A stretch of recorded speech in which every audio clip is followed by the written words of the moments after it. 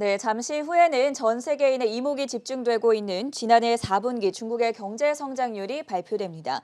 최악의 경우에는 3% 내외로 나올 가능성까지 제기되고 있는데요. 하지만 증시는 제2의 중국발 랠리를 기대하고 있다고 합니다. 왜 경기와 증시가 따로 예측이 되고 있는지 오늘은 이 사안에 대해서 자세한 설명 들어보도록 하겠습니다. 한국경제신문의 한상춘 논설위원 나오셨습니다. 어서 오세요. 네, 안녕하십니까? 자, 먼저 주말 동안의 뉴욕 증시 움직임 중에서 특이사항부터 정리해 주시죠. 네, 이번 주는 중국 얘기가 상당히 많이 나올 거예요. 네. 오늘 그 중국의 작년 그 4분기 성장률이 나오고 지금 그 1월 20일 날 이렇게 바이든 대통령의 그 취임 1주년 때는 역시 지금의 내부적으로 미국 내부의 상황을 담기보다는 중국 쪽에 그 강한 어, 메시지를 좀 던져주지 않겠느냐. 아까 정특파님께서도 말씀해 주신 네. 것처럼 미중 간 무역 합의 지난 그 1월 15일부로 사실 2주년이 됐는데요. 중국이 사실상 합의 내용을 거의 지키지 않는 거를 이렇게 보면 1월 20일 날 아무래도 이 내용이 그 포함되지 않겠나 이렇게 보고 있습니다. 그런 각도에서 올해 이번 주는 그 중국을 우리 증시를 이끌 때 굉장히 주목하실 필요가 있다는 걸 말씀드리고요. 지난 주말에 그 뉴욕 증시 역시 그 국채금리 그다음에 실적 문제가 됐죠. 그래서 우리도 그 기업들의 그 실적들이 작년에 4분기 실적의 어닝 시즌이 맞고 있는데요. 지난주에는 이제 은행을 필두로였었죠. 은행이 그 은행별로 좀 다소 차이가 있지만 예. 전체적으로 보면 굉장히 부진한 거로 나오고 있죠. 이게 다우존스 지수를 200포인트 넘게 끌어내렸던 배경이 된다 이렇게 보이겠습니다. 그리고 또 한 가지는 작년에 그 10월, 11월, 12월 달에 많은 분들이 이제 추수감사절 그다음에 크리스마스 랠리 얘기하지만 사실은 크리스마스 랠리보다는 산타를 이렇게 어렵게 하지는 않겠다. 랠리보다는 이런 쪽으로 말씀드렸습니다는 소매 판매가 의외로 좀 낮게 나왔습니다.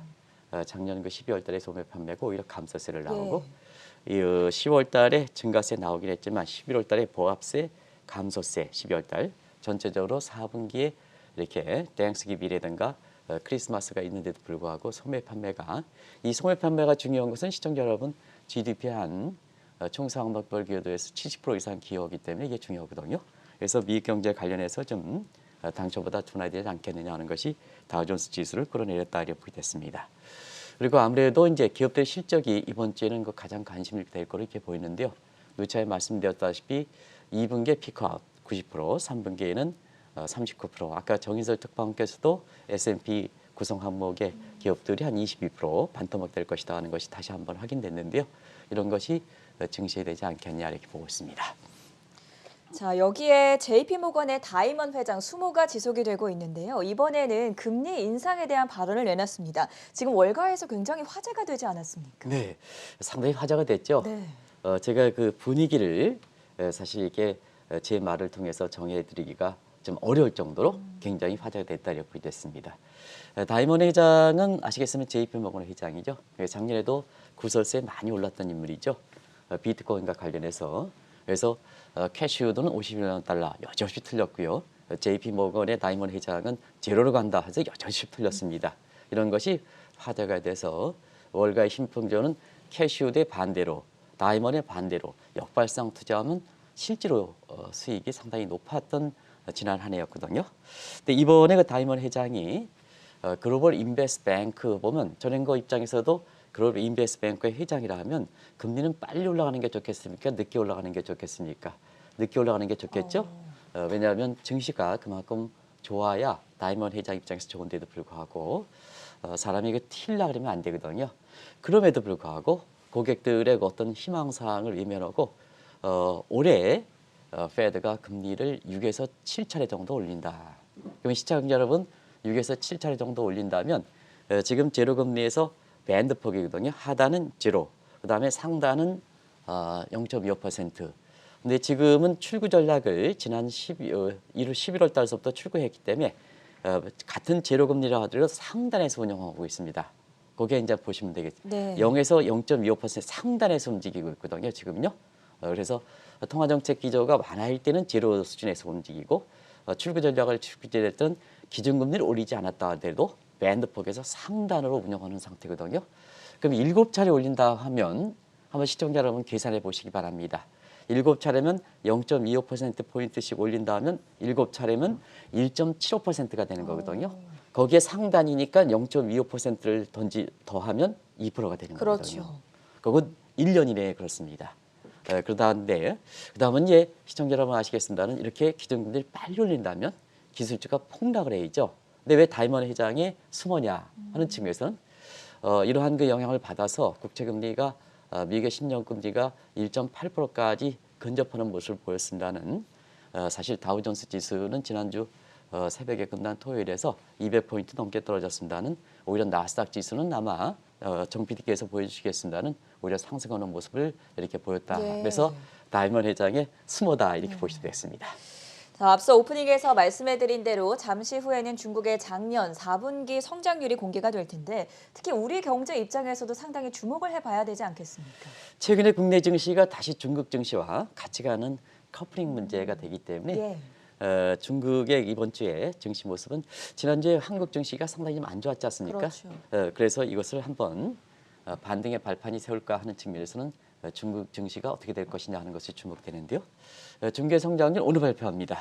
아시겠습니다는 중국 경기는 성장률 레벨을 볼 때는 좋은 거로 봅니다. 그런데 비즈니스 사이클적인 순환적인 측면에서는 안 좋은 거를 보고 있습니다. 그게 왜 그러냐면 코로나 차트에는 세계 유일하게 연간 성장률 2.3%에서 플러스 성장을 기록했죠.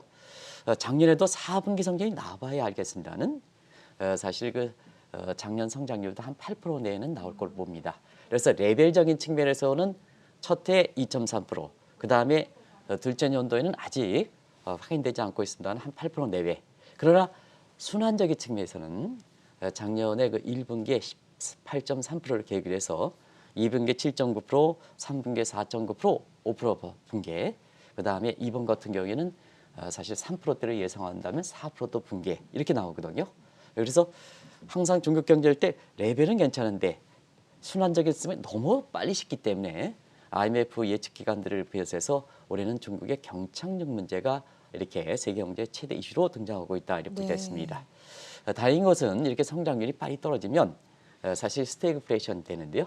우리가 지난주에 이제 물가를 알아봤습니다는 생산자 물가가 많이 안정된 거로 나오죠. 네. 소비자 물가가 안정된 거로 나오죠. 그래서 중국 경제 입장에서는 상당 부분 스태그플레이션의 우려가 많이 둔화됐던 것이 지난주 중국 증시가 그래도 괜찮은 모습을 보였던 배경이다 하는 걸 말씀드리겠습니다. 사실 우려가 되는 점은 작년 4분기 성장률보다는 올해 1분기 성장률이 어떻게 나오냐 이 부분이 관건 아니겠습니까? 글로벌 증시 입장에서는 이게 굉장히 주목되는 사항이거든요. 네. 걸마삭스라든가 이런 데는 나중에 이제 말씀드리겠습니다는 중국의 자금을 거의 들이붓는다 이런 쪽으로 이렇게 나오고 있습니다. 왜 그럴까 하는 측면을 지금부터 말씀드리면 1분기 성장률 이전에도 말씀드렸다시피 중국은 12월 성장이 오늘 발표되죠. 그래서 대충 다음 해 분기 끝나면 다음 올해 중순경에 국가 통계원에서 발표한다 이렇게 됐습니다. 그러면 올해 1분기는 4월 중순이 되겠죠. 그런 측면에서 4월 중순에 발표될 예정인데요. 대체로 보면 국가 통계원이 통계 작업을 볼 때는 3월 말에 윤곽이 잡힐 거로 이렇게 보고 있습니다. 아시겠지만 미국의 그 통계 방식은 전년 전분기 대비 연율인데 중국은 전년 동기비 개념이거든요. 그러면 이제 올해 1, 4분기 성장률이 베이스가 되는 작년의 성장률이 18.3%입니다. 그러다 보니까 사실 그 3분기에는 5% 깨졌죠. 그다음에 이번에 발표되는 4분기 성장률은 4% 깨지죠. 그다음에 올해 1분기에는 3%가 깨지는 게 아니냐 하는 이런 시각이거든요. 네. 그런 측면에서 보면은 올해 그 중국에 왜 경착륙이 오래되느냐. 보통 중국 경제가 경착륙이냐 아니냐 이렇게 할 때는 대체로 보면 지금 중국의 마지막으로 목표 년도 제시했던 목표 성장률 5%입니다. 그리고 지금 중국의 여러 가지 추계 방식으로 보면 잠재 성장률도 지속 가능한 성장률도 5% 정도 되거든요. 예. 5% 밑으로 떨어지면 대체로 보면 승객이 비행기가 활주로 떨어질 때 불안감을 느끼지 않을 정도로 소프트 랜딩하는 게 아니라 그냥 수직으로 떨어진다. 불안감을 느끼겠죠. 경착륙이다 해서 네. 경착륙 우려가 나온다 이렇게 보시면 되겠는데요. 1분기의 성장률이 4% 밑으로 떨어지면 올해 성장률 5% 달성 많은 전문가들이 이렇게 보고 있습니다. 5%가 지켜질까 하는 측면인데요. 일단은 그동안 올해 성장률의 버팀목이 수출이었거든요. 그러나 작년 3분기서부터 수출이 굉장히 급락세를 보이고 있습니다. 그리고 특히 4분기에는 엄청 많이 줄었습니다. 이 버팀목이 줄어든 상태거든요. 그래서 앞서 말씀드린 같이 세계 경제에서 올해 중국 경제 경착 문제를 최대 이슈로 꼽고 있다 이렇게 보시면 되겠습니다. 자, 올해 1분기 성장률 윤곽이 잡히게 될 3월은 상당히 시진핑 주석에게도 좀 의미가 있는 시점일 것 같은데 이 부분도 좀 설명해 주시죠. 3월은 중국 경제 입장에서는 굉장히 항상 뭐 이슈가 들어가고 네. 큰 이슈가 3월은 굉장히 주목되죠. 계획 경제이기 때문에 계획 경제의 경제 외적인 정치 군사적 측면, 그다음에 경제적 측면에 정협과 그다음에 전인대가 열리기 때문에 그렇다 이렇게 됐습니다.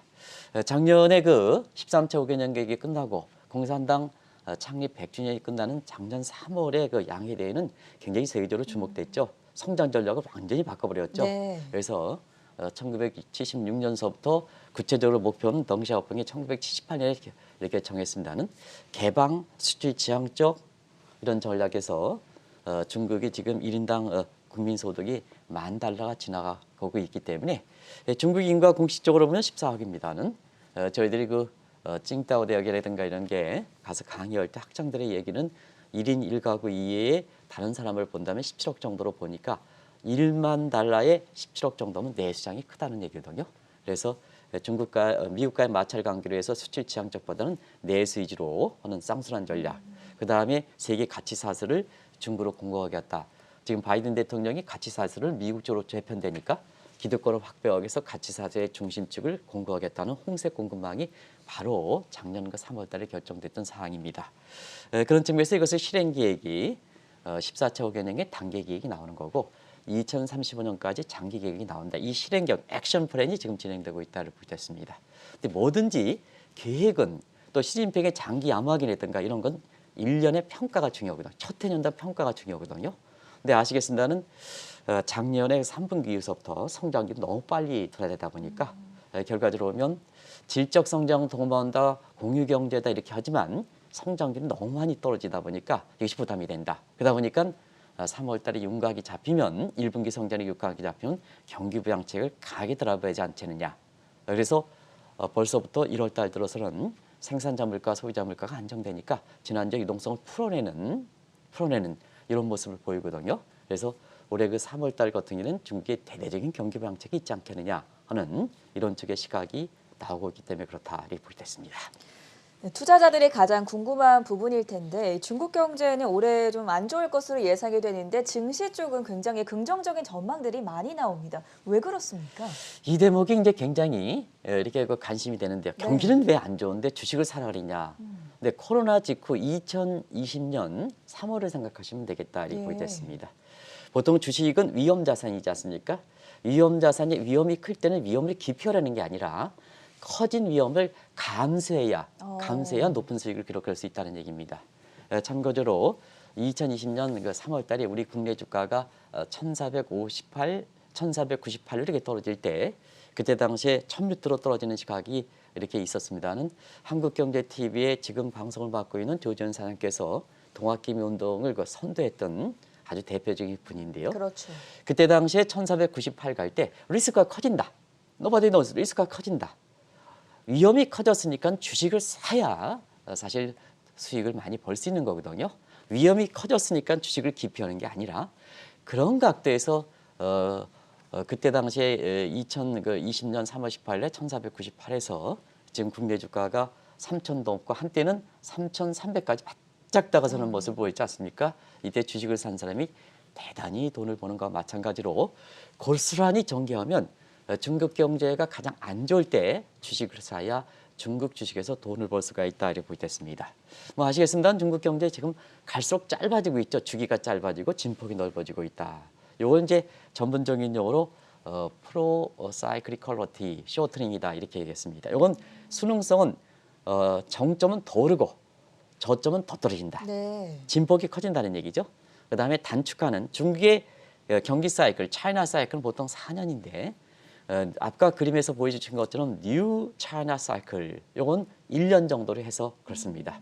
그래서 아주 단축화되기 때문에 올해 1분기가 중국의 경제 성장률의 저점이 되지 않겠느냐. 저점이면 2020년 3월과 마찬가지로 아주 어려운 때다. 이때 주식을 사야 된다. 한번 보겠습니다. 우리도 이 방송을 통해서 중국 주식을 올해 미국과 함께 균형을 갖추가실 필요가 있다 하는 걸 말씀드리는데요. 네. 자, 오늘 통계가 나왔습니다. 골드만삭스 앞서 투자하는 골드만삭스는 이미 중국 주식을 집중 매입하는 걸로 나오고 있습니다. 우리 방송을 통해서 중국 주식을 올해 미국 주식과 균형을 할 때에 일부 미국 주식에 편입돼 있던 특히 테슬라 주식을 많이 샀던 분의 그 항의가 있었습니다는 골드만삭스 같은 경우에는 자 올해 중국 주가가 40% 이상 급등할 것이다 이렇게 예상되다 보니까 결과적으로 작년에 중국의 외국인 자금이 81조 우리 돈으로 81조 들어왔습니다. 근데 작년 12월 달에 20% 해당되는 17조가 들어왔습니다. 네. 이런 모습이 한국경제TV를 통해서 미리 전해드리는 거거든요. 그런 과정에서 골드만삭스가 올해 중국 주가가 40% 성될 것이다. 그게 저점이 올해 1분기 성장률이다. 1분기 성장. 주식은 미리 들어오는 거다 하는 측면에서 작년에 81조에서 20%에 해당되는 17조가 중국에 들어왔다는 것은 사실 국내 주식의 외국인 자금 흐름과 관련해서 상당폭 시사점을 많이 던져주고요.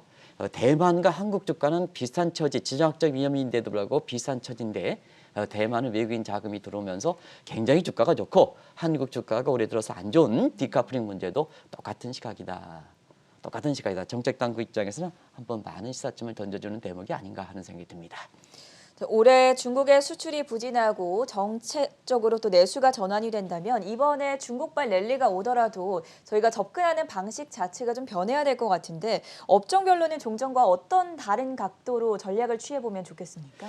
작년에 들어왔던 자금, 특히 작년 12월 달에 들어왔던 17조 자금 중에 투자 내역을 한번 분석해 보면 예. 올해 그 중국 주식을 사시더라도 종전과 다른 관점에서 확실하게 바뀌셔야 된다는 걸 말씀드리겠습니다.